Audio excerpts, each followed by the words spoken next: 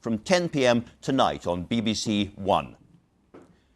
As Conservative discipline breaks apart, Labour has two great hopes: stopping a no-deal Brexit in October and forcing an early general election. But how do they actually get there? Shami Chakrabatri, Shadow Attorney General, is with me now. Shami Chakrabatri, welcome. Isn't the truth that you could, as the Labour Party, have done some kind of deal with Theresa May if you'd really wanted to? And as the Labour Party, you chose not to, which means that that whole area of kind of a compromise, so-called soft Brexit, is now completely off the table, and the country has a binary choice of an election, which you want to get, or if you don't get an election, being taken straight towards no deal. Well, I want an election for a whole number of reasons, not just to do with Brexit. 14 million people in poverty, according to the UN, would be a very good reason for a general election. And also, I have to say that I don't think the Conservatives can have their second unelected Prime Minister. Mrs May having lost David Cameron's small majority and having had no personal mandate. And I don't think we can have one of these hard Brexiteers come in after a coronation. The Tory party membership, I think, I haven't seen very recent numbers. The Tory party membership is probably the equivalent of about 2 parliamentary constituencies. That is not enough to give a mandate to a Prime Minister or a vision for this country, in my view. So yes, I want a general election, but you're also quite right that we need to deal with this terrible issue of Brexit that has riven this country for the last 3 years. Mrs May did not unify the country as she promised to do. She can't even unify her party. If you don't get a general election, and the Conservative Party may well listen to your kind advice and choose not to give you an election anyway, if you don't get an election, how do you stop a no-deal Brexit? Well, by any means necessary, working... There aren't any means that are available at the moment.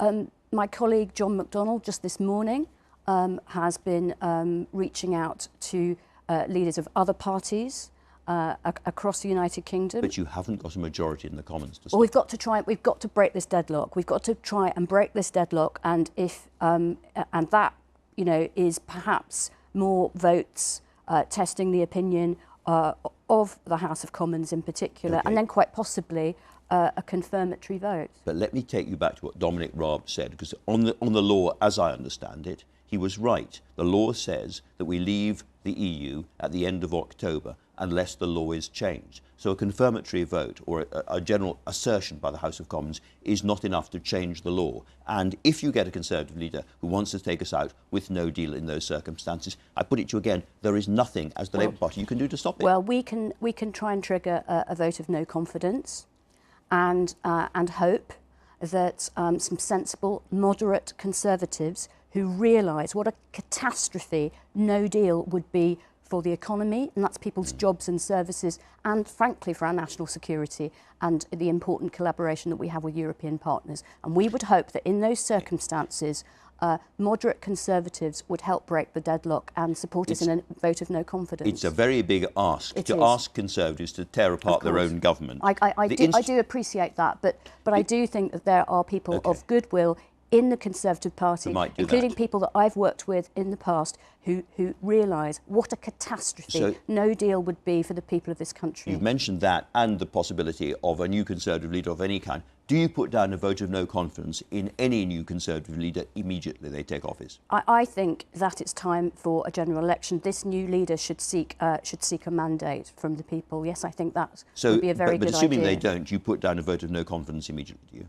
I think that would be a very good idea, because I think I don't think we can have a second unelected Conservative Prime Minister.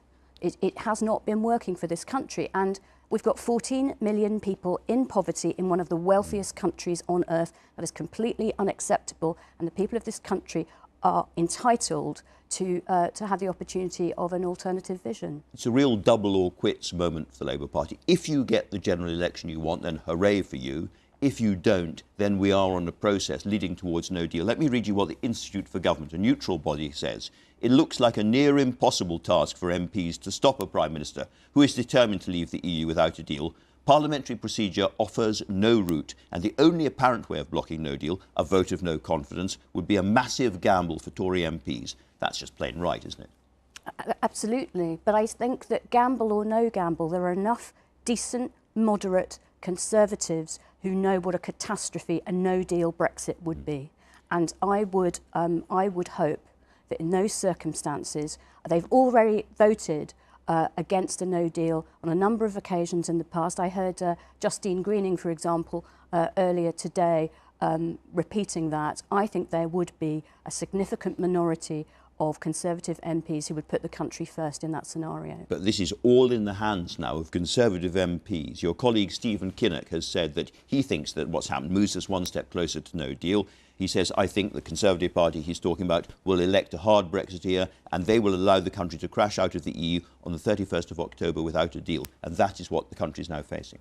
Well, we will do everything we can to prevent that happening. We will work with anybody and everybody we can across politics, across the House of Commons to prevent that happening, because I'm afraid that what I just heard from Dominic Raab was terrifying to me.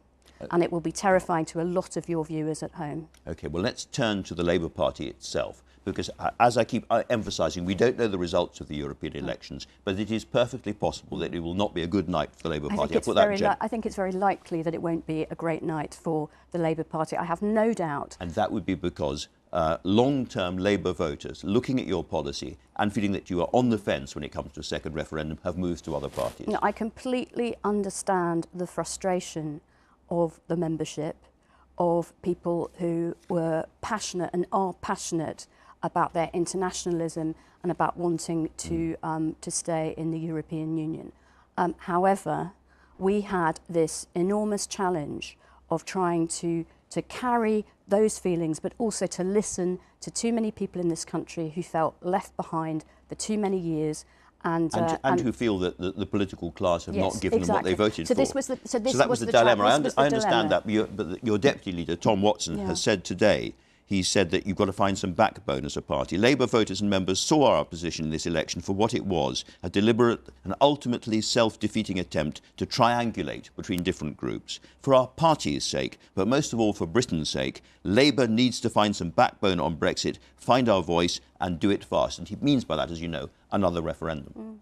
Well, look, do you agree with him? I think that Tom Watson is, as a deputy leader, voicing the considerable frustrations of the membership. And now is a time for us as a party not just to reach out to other parties, but to reach in to our membership, our affiliates, and everybody in the Labour movement. I think Tom is right to voice that. And I just want to be clear about this, because I campaigned to Remain. I was a passionate Remainer, but I also am a Democrat, and I wanted to listen to the 52% as well as the group that I was a member of. However, a confirmatory vote or a second referendum now or in the future would be a means of breaking the deadlock in our country, not a means of stealing Brexit from those who voted for it. And I think that it's been part of our policy since party conference last autumn, and it's past midnight now. So I think that means of breaking the deadlock in our country become more and more important by the day. I spoke to Jeremy Corbyn last week, and happy birthday, Jeremy. He's 70 today, and he said that free movement would be on the table in Brexit negotiations. You said something similar. Can I ask you to be absolutely clear? The line in your 2017 manifesto, and I think we can bring it up now, which said that free movement will end when you leave the EU. That is no longer the case. What that referred to was free movement under the terms of the treaty. So that wasn't ruling out negotiating over movements. So here is the real question. How would the regime negotiated by Shami Chakrabarti and Jeremy Corbyn in government after we've left the EU, in terms of the movement of EU people into the UK and British people freely into Europe, how would that differ from what we've got now? We're just more welcoming of movement of people. So it'd be more free. It would be freer even than it is now. Than it is now. I think that unlike the Conservative Party, we're just not an anti-immigration party. We would not have presided over the Windrush scandal, for example. We are a pro-movement party. Now, of course, movement has to work for everyone, and it has to be accompanied by things like lifting the minimum wage and making sure that people feel that this is working for them and not just working for some people in some parts of the country. But we are not anti-immigration, and so we can enter these negotiations with our European partners with much more enthusiasm for aspects of the European Union. Do you understand why, when quite a lot of Labour voters hear something like that, they have migrated to the Brexit Party? Because they thought they were ending free movement, and that's what they voted for, and they feel you're not giving it to them. Well, no, they're ending free movement under the current terms of the treaty because you're leaving the European Union. But they know that we need people to work in the NHS. We need our young people to be able to go and live and work and holiday in Europe. So I don't believe that even many of the people voting for the Brexit Party want to batten down the hatches and have Fortress Britain. I really don't believe that. When you explain to them that this is, these are our European neighbours and we want to be able to come and go, not completely freely, but we want that movement that's so important to our economy and to the kind of people we are to continue. Shami Chakrabarti, thanks very much indeed for coming in and talking to us.